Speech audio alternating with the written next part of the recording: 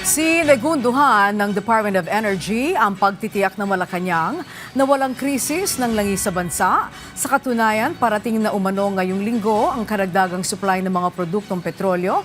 Si Elijah Canlas sa sentro ng balita.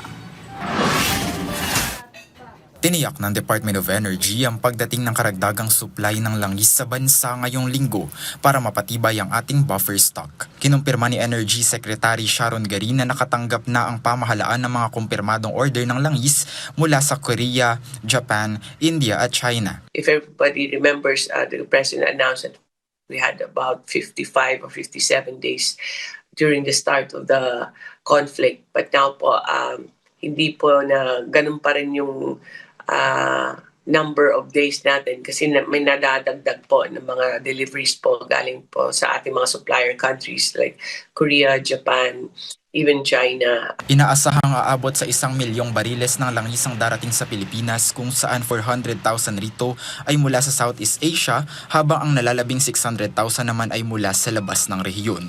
Ayon sa kagawaran, sapat pa ang kasalukuyang inventaryo para sa susunod na 45 araw basta't mapananatiling maayos at well-regulated ang distribution nito sa merkado. Naglaan ang pamahalaan ng 20 bilyong piso para makuha ang target na hanggang 2 milyong bariles ng langis bilang bahagi ng estratehiya sa supply security.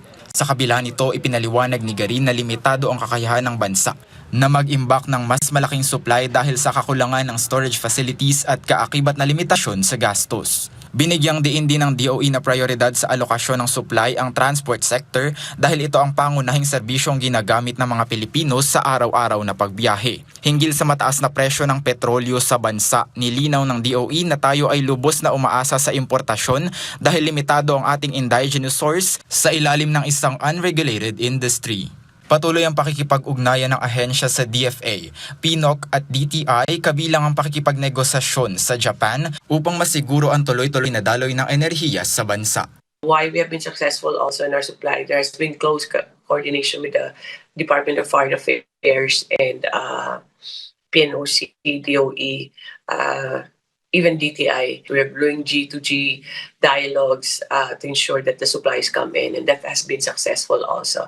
Kasabay nito na nawagan ng DOE sa publiko na magtipid sa paggamit ng enerhiya at isulong ang demand management sa gitna ng sitwasyon sa pandaigdigang merkado. Ibinahagi naman ni Director Patrick Aquino na naging epektibo ang work-from-home setup at compressed work week sa 400 ahensyang kanilang na-spot check upang mabawasan ang konsumo ng kuryente. Sa panig ng enforcement, kinumpirma ni Yusek Wimfy Puentabella na katuwang nila ang PNP sa pagbabantay sa mga gasolinahan lalo't 400 istasyon na ang naitalang nagsara sa bansa.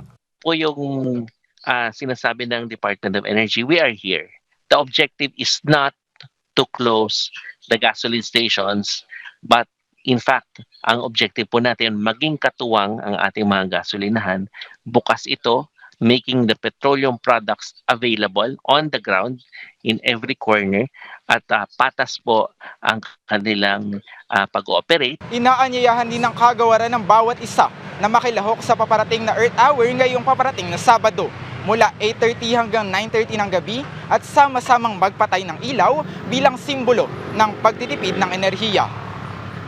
Elijah Canlas mula sa Pambansang TV sa Bagong Pilipinas.